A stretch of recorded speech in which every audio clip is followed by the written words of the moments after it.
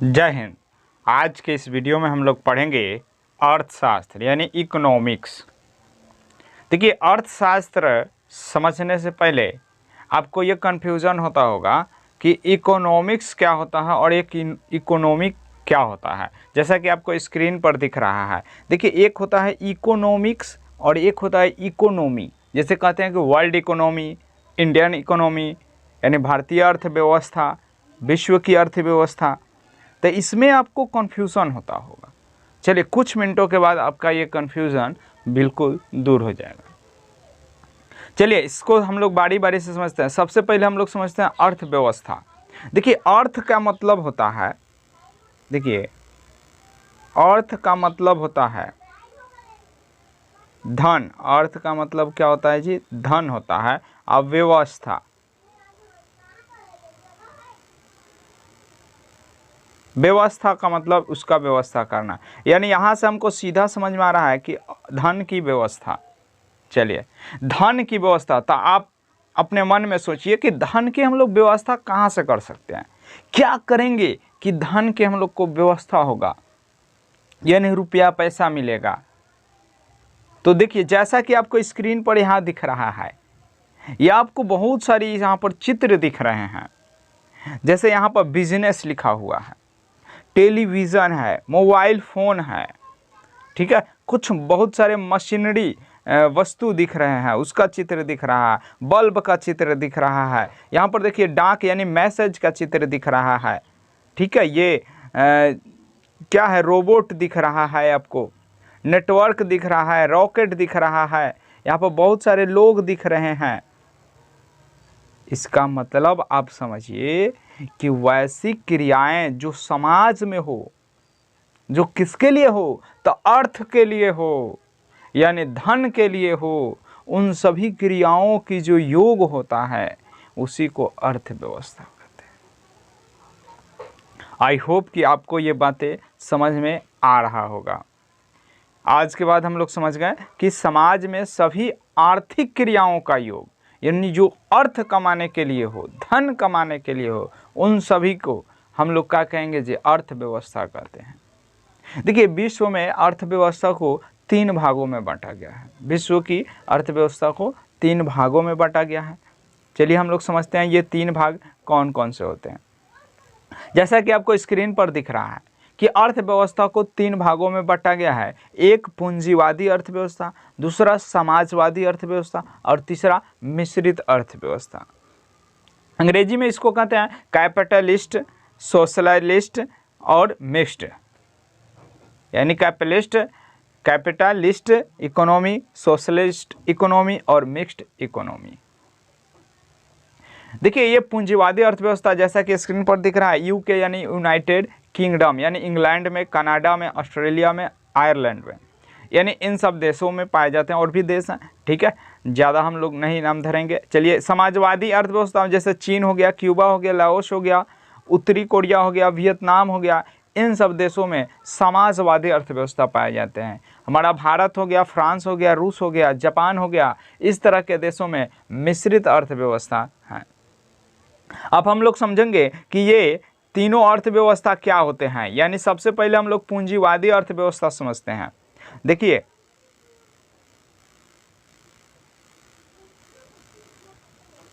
पूंजीवादी अर्थव्यवस्था यानी कैपिटलिस्ट जो है, इसका मतलब क्या हुआ कि जो भी देश के अंदर वस्तुओं का उत्पादन हो या सेवा हो और उनसे जो भी हम लोग धन कमाएंगे, वैसी उस पर केवल पूंजीपतियों का अगर अधिकार हो, पूंजीपतियों का स्वामित्व हो, तो वैसी अर्थव्यवस्था को पूंजीवादी अर्थव्यवस्था कहते हैं।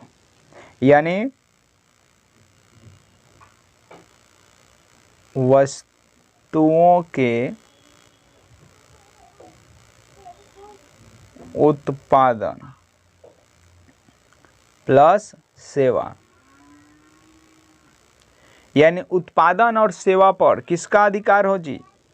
तो किसी खास व्यक्ति को, किसी निजी व्यक्ति का,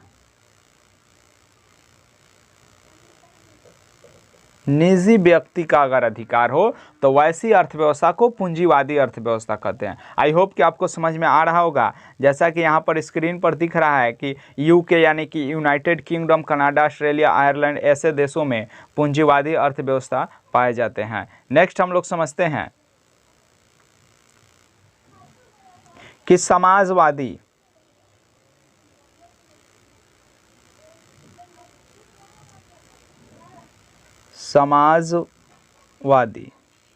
अर्थव्यवस्था। देखिए, इसमें जो भी देश के अंदर अगर उत्पादन हो रहा है, चाहे जो भी सेवा हो रहा है, और उनसे जो धन प्राप्त हो रहे हैं, उनसे जो अर्थ प्राप्त हो रहे हैं, उस पर अगर केवल सरकार का अधिकार हो, केवल किसका अधिकार हो जी? तो सरकार का अधिकार हो, सरकार का अधिकार हो। ठीक है, वस्तु और सेवा पर, वस्तु प्लस सेवा पर अगर केवल सरकार का अधिकार हो उनसे जो भी, तो उसको हम लोग कहेंगे समाजवादी अर्थव्यवस्था। यानी वैसी अर्थव्यवस्था जिनमें वस्तुओं के उत्पादन और सेवाओं पर केवल सरकार का अधिकार हो, वैसी अर्थव्यवस्था को समाजवादी अर्थव्यवस्था कहते हैं। ऐसे अर्थव्यवस्था में सरकारी चीज़ें ही केवल होती है, यानी प्राइवेट सेक्टर नहीं होते हैं। चलिए नेक्स्ट हम लोग समझते हैं। ऐसे अर्थव्यवस्था देख रहे हैं आप कि कहाँ पर पाए जाते हैं? चीन, क्यूबा, लाओस, उत्तरी कोरिया, वियतनाम, ये सब जो हैं इसमें इस तरह की अर्थव्यवस्था यानी समाजवादी अर्थव्यवस्था पाए जाते हैं। नेक्स्ट हम लोग समझते हैं मिश्रित अर्थव्यवस्था। देखिए, नाम से ही आपको ये समझ में आ रहा होगा कि मिश्रित का मतलब हुआ इसमें मिक्सचर है। ठीक है, मिलावट है। मिलावट है तो किस चीज़ का मिलावट है जी? तो जो हम लोग पहले दोनों पढ़ चुके हैं अर्थव्यवस्था, उन दोनों का मिलावट मिश्रित अर्थव्यवस्था कहलाएगा। यानी कि इसमें होगा पूंजीवादी, अब प्लस में हो जाएगा समाजवादी। अब आपको साफ साफ समझ में आ रहा होगा कि वैसी अर्थव्यवस्था जिसमें वस्तुओं के उत्पादन एवं सेवाओं से प्राप्त अर्थ पर यानी धन पर केवल नहीं, यानी कि निजी व्यक्ति और सरकार दोनों का स्वामित्व हो यानी अधिकार हो, वैसी अर्थव्यवस्था को मिश्रित अर्थव्यवस्था कहते हैं। इसको और बढ़िया से समझा जाए तो आप कह सकते हो कि वैसा देश जहां पर कि अर्थव्यवस्था में सरकार और निजी सेक्टर यानी कि प्राइवेट सेक्टर और पब्लिक सेक्टर यानी दोनों सेक्टर काम करे। प्राइवेट कहिए या प्लस में पब्लिक होगा, यानी अगर दोनों सेक्टर काम कर रहे हैं तो वैसे अर्थव्यवस्था को, वैसे इकोनॉमी को हम मिक्स्ड इकोनॉमी कहते हैं। आई होप कि आपको समझ में आ रहा होगा। जो हमारा देश है यानी कि भारत जो है ये क्या है जी? तो मिश्रित अर्थव्यवस्था है। यहाँ पर बहुत सारे प्राइवेट कंपनी भी हैं और बहुत सारे सरकारी संस्थाएं भी हैं। इसलिए हमारे जो भारत का जो इकोनॉमी है, इंडिया का जो इकोनॉमी है, उसको मिक्स्ड इकोनॉमी कहते हैं। देखिए, हमारा जो अभी वर्तमान में जो भारत का इकोनॉमी है वो पूरे विश्व में 5वें नंबर का इकोनॉमी है। क्योंकि बीच में हमारा जो इकोनॉमिक था गड़बड़ा गया था यानी नीचे गिर गया था और ये 7वें नंबर पर आ गया था, लेकिन फिर से हमारा जो इकोनॉमी है फिर से 5वें नंबर पर आ गया है। ठीक है, अब आपको हम बता दें कि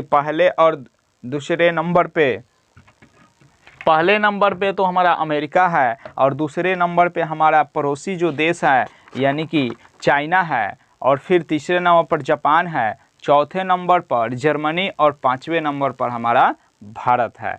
आई होप कि आपको ये बातें समझ में आ गया होगा। ये जीडीपी के आधार पर आपको आगे हम बताएंगे कि जीडीपी क्या होता है, जीएनपी क्या होता है, एनएनपी क्या होता है। इन सब बातों को हम लोग बाद में अगले नेक्स्ट वीडियो में हम लोग समझेंगे। तब तक हम लोग यहाँ पर समझते हैं, नहीं तो वीडियो बहुत लंबा हो जाएगा। चलिए हम लोग समझते हैं नेक्स्ट। आई होप कि आपको ये समझ में आ रहा होगा। जितना अभी पढ़ाई हुआ। यानी आप समझ गए कि अर्थव्यवस्था 3 भागों में बांटा गया है, पूंजीवादी अर्थव्यवस्था, समाजवादी अर्थव्यवस्था और मिश्रित अर्थव्यवस्था।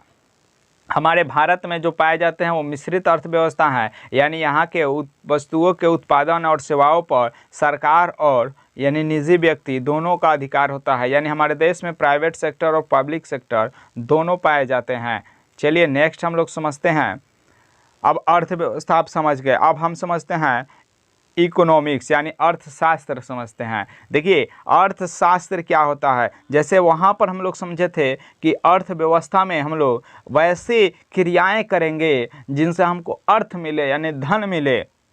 और देखिए और अर्थशास्त्र क्या है, उस सब क्रियाएं जिनसे हम अर्थ प्राप्त करते हैं उनके बारे में जब हम लोग पढ़ते हैं तो उसी को हम लोग अर्थशास्त्र कहते हैं। आई होप कि आपको ये दोनों बातें समझ में आ रहा होगा। चलिए इसका परिभाषा जैसा कि स्क्रीन पर दिख रहा है कि सामाजिक विज्ञान की वह शाखा जिसके अंतर्गत वस्तुओं और सेवाओं का उत्पादन, वितरण, विनिमय और उपभोग का अध्ययन किया जाता है, जिसे अर्थशास्त्र कहते हैं। देखिए अर्थशास्त्र 2 शब्द यानी संस्कृत के जो 2 शब्दों का संधि करने से अर्थशास्त्र बना है, एक अर्थ और दूसरा शास्त्र। अर्थ का मतलब होता है धन और शास्त्र का मतलब होता है अध्ययन। यानी कि जिस विषय में हम लोग धन के बारे में अध्ययन करेंगे, इसका विनिमय कैसे होगा यानी बंटवारा कैसे होगा, उत्पादन कैसे होगा, इसका हम लोग सेवा किस तरह से देंगे और लोग इसका उपभोग किस तरह से करेंगे, इन्हीं सब बातों को अगर हम जिस विषय में पढ़ते हैं उस विषय का नाम है अर्थशास्त्र। आई होप कि आपको समझ में आ रहा होगा। यानी आप साफ तौर पर कह सकते हो कि अर्थव्यवस्था के बारे में जिस विषय में अर्थव्यवस्था का अध्ययन ही क्या कहलाएगा जी, अर्थशास्त्र कहलाएगा। अर्थव्यवस्था का अध्ययन व्यवस्था करते हैं, क्रिया करते हैं, बारे में अगर हम पढ़ते हैं तो वही अर्थशास्त्र में पढ़ते हैं। देखिए अर्थशास्त्र के जो जनक एडम स्मिथ को कहते हैं। अर्थशास्त्र के जनक जो हैं एडम स्मिथ को कहते हैं। देखिए आपको ये कन्फ्यूजन होगा, कहीं कहीं आप सोच रहे होंगे कि चाणक्य, कौटिल्य या विष्णुगुप्त होंगे, तो नहीं। आपको बता दें कि एक होता है अर्थशास्त्र और एक होता है अर्थशास्त्र पुस्तक। एक क्या है जी, विषय है। अभी बताएं कि अर्थव्यवस्था के बारे में जिस हम विषय में पढ़ते हैं उसको अर्थशास्त्र कहते हैं, और एक अर्थशास्त्र पुस्तक है। एक अर्थशास्त्र क्या है जी, तो पुस्तक है। तो अर्थशास्त्र एक पुस्तक है, और जो अर्थशास्त्र पुस्तक है उसके जो लेखक हैं उनका नाम है चाणक्य, या उनको कौटिल्य भी कहा जाता है, या उनका एक और नाम है विष्णुगुप्त भी कहा जाता है।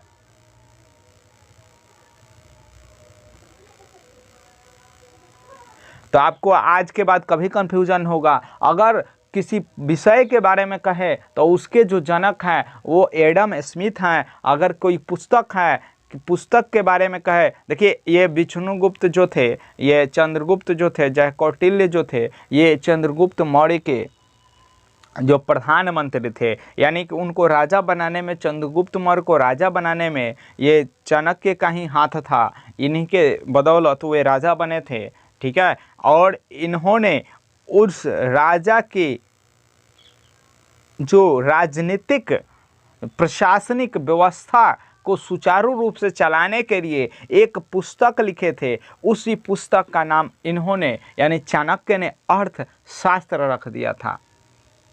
तो आपको कभी कंफ्यूजन नहीं होना चाहिए। अगर अर्थशास्त्र पुस्तक है तो उसके जो लेखक हैं उनका नाम है चाणक्य, और जो अर्थशास्त्र विषय हैं उनके जो जनक हैं वो क्या है जी, तो एडम स्मिथ हैं। आई होप कि आप इतनी बातें समझ गए होंगे कि अर्थशास्त्र क्या होता है, अर्थशास्त्र के जनक कौन है, और अर्थशास्त्र जो पुस्तक हैं उनके लेखक कौन है। अर्थव्यवस्था क्या होती है, अर्थव्यवस्था को कितने भागों में बांटा गया है, नेक्स्ट वीडियो में हम लोग ये समझेंगे कि अर्थशास्त्र के कितने क्षेत्र हैं, यानी उनकी क्या संरचनाएं हैं।